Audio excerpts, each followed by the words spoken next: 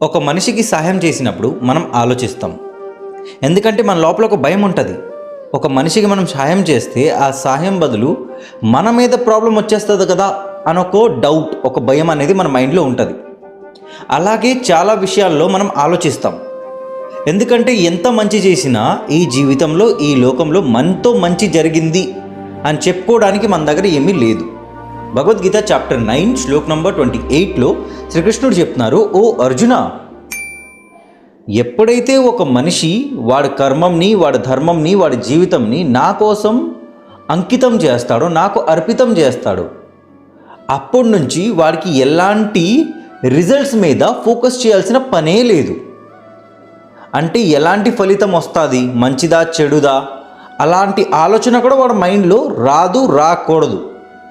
అంటే కృష్ణుడు ఏం చెప్తున్నారంటే, మీరు ఎలాగ బతికినా, ఎవరి కోసం పనిచేసినా, ఎవరి కోసం తిన్నా, ఏం తిన్నా అన్నీ కృష్ణుడికే అర్పితం చేయండి. అంటే నాకు ఈరోజు దొరికిన తిండి కృష్ణుడిచ్చింది, నేను ఈరోజు చేస్తున్న పని కృష్ణుడిచ్చింది, నేను ఈ పని చేయాలి కాబట్టి కృష్ణుడు నాకే ఇచ్చాడు అని ఆలోచన ఉండాలి, అని నమ్మాలి.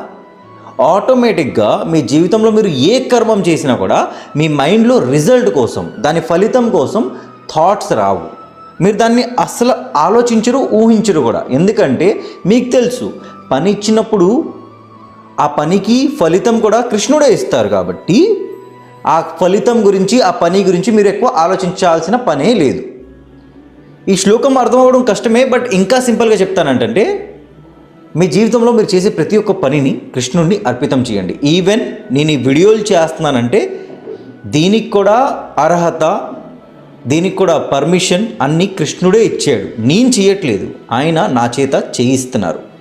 ఇది అర్థమయ్యేదాకా జయ శ్రీకృష్ణ, హరే కృష్ణ, రాధే రాధే, జయ జగన్నాథ్.